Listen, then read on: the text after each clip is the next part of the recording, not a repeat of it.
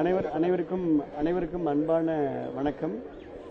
மிக சிறப்பாக கழகத்துடைய பொதுச் செயலாளர் மரியாதைக்குரிய அண்ணன் எடப்பாடியார் அவர்கள் இன்றைக்கு ஒரு சிறப்பான தேசிய ஜனநாயக கூட்டணி அமைத்து மிக சுமூகமாக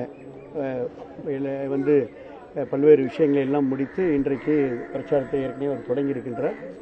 நிச்சயமாக நாமே இன்றைக்கு காலையில் நாங்களும் இன்றைக்கு ஆலங்குடி வெற்றி வேட்பாளர் தம்பி தனவன்மல் அவர்கள், அதே போல் புதுக்கோட்டையில் நம்ம திருமை வெற்றி வேட்பாளர் வைரமுத்து அவர்கள் எல்லாருமே புரட்சித் தலைவர் எம்ஜிஆருடைய சமாதிக்கு சென்று, அம்மாவுடைய சமாதிக்கு சென்று அங்கேயும் நாங்கள் ஆசி பெற்று குலதெய்வத்தை சாமி கும்பிட்டு இங்கே நாங்கள் பிரச்சாரத்தை தொடங்குகிறோம். மக்கள் ஆதரவு கள நிலவரம் நீங்கள் அதான் கேட்குறீங்க.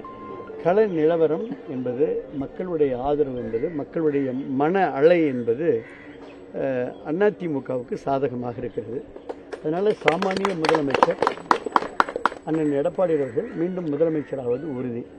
இந்த மக்கள் ஓட்டம்தான் அப்படியே படிப்படியாக அலையாக மாறி அந்த அலை முழுமையாக இன்னும் இந்த 20 நாளில் வீசுகின்ற பொழுது திராவிட முன்னேற்றக் கழகம் முழுமையாக இந்த ஆட்சி அகற்றப்பட்டு அதிமுகவுடைய ஆட்சி சிறப்பாக வரும். தொடர்ந்து சந்திப்போம், தொடர்ந்து பேசுவோம்.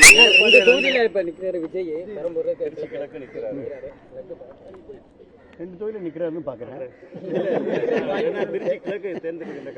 அது நீங்கள் அவர்கிட்ட தானே கேட்கணும். சமூக ஓட்டு 2ல் நிற்கலாம், இல்லை 20ல் நிற்கலாம். அதில் பற்றி ஒன்றும் பிரச்சனை இல்லை. அவர் தான் சொன்னார் 234 நிற்கிறேன்னு. அதே அவர் பண்ணியிருந்துருக்கலாம்.